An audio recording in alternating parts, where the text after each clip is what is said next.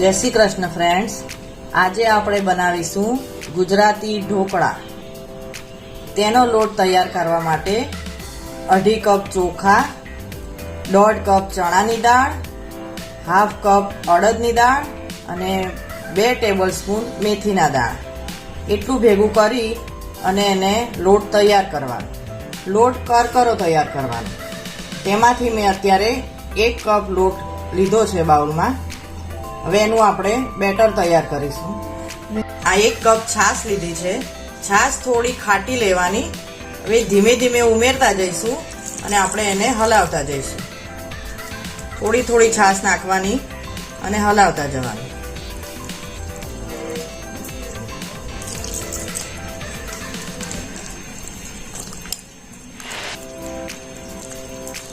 એક કપ લોટની સામે 1 કપ છાશ ઉમેરી છે તો એ પરફેક્ટ થઈ ગયું છે।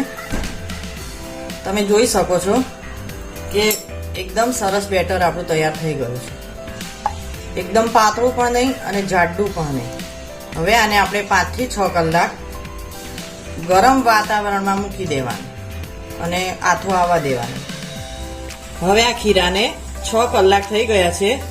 તમે જોઈ શકો છો કે આમ કરીએ એટલે નીચે જાળી જેવું દેખાય છે, એટલે સમજવાનું કે આથો એકદમ સરસ આવી ગયો છે। હવે તેમાં આપણે મસાલો કરીશું। 1 ટીસ્પૂન લાલ મરચું, સ્વાદ પ્રમાણે મીઠું, 1/2 ટીસ્પૂન હળદર, 1 ટીસ્પૂન ધાણા જીરું, 1 ટીસ્પૂન અજમો, 2 ટીસ્પૂન આખા ધાણા, 1 ટેબલસ્પૂન લસણ અને મરચાંની પેસ્ટ છે, જે ક્રશ કરવાની, એકદમ પાણી જેવી પેસ્ટ નહીં કરી દેવાની। આટલો મસાલો થાય એટલે એક વખત એને હલાઈને મિક્સ કરી દેવાનું।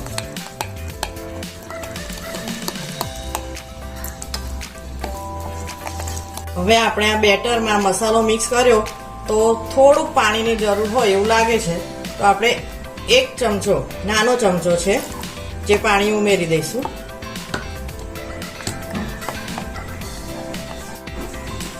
હવે આ સ્ટીમરને પાણી મૂકીને ગરમ થવા મૂકી દીધું છે અને આ પ્લેટને આપણે તેલવાળી તૈયાર કરી રાખીએ।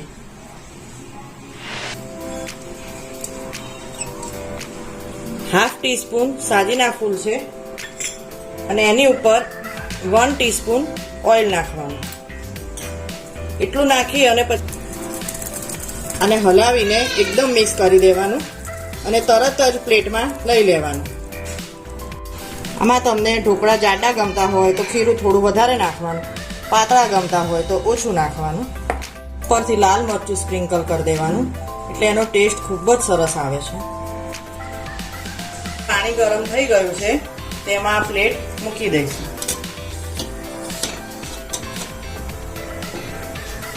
પાંચ થી 6 મિનિટ આને ઢાંકીને ચડવા દેવાનું।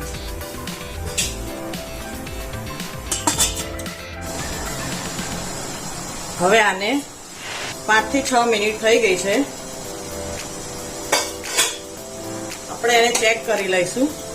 આવી રીતે છરી મૂકીએ અને એકદમ ક્લિયર આવે તો સમજી લેવાનું કે ઢોકળા તૈયાર છે।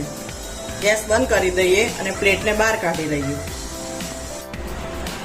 હવે આ પ્લેટને કાઢ્યા પછી 2 થી 3 મિનિટ થઈ છે, તો હવે એને આપણે કાપા પાડી દઈશું।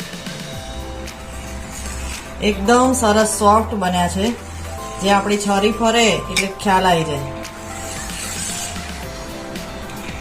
આ ગરમા ગરમ ઢોકળાને તેલ અને લસણના મસાલા સાથે આપણે સર્વ કરીશું। તમે લસણનો મસાલો ના ખાતા હોય તો મેથીનો મસાલા સાથે પણ બહુ જ સરસ લાગે છે। તૈયાર છે ગુજરાતી ઢોકળા અને એને તેલ અને લસણના મસાલા સાથે સર્વ કર્યા છે। તો આશા રાખું છું કે આ રેસીપી તમને ખૂબ જ પસંદ આવશે અને મારી ચેનલને લાઈક કરો, શેર કરો, સબસ્ક્રાઈબ કરો, બેલ બટન પર ક્લિક કરો। ફરી મળીશું નવી વાનગી સાથે, નવા અનુભવ સાથે। Thank you.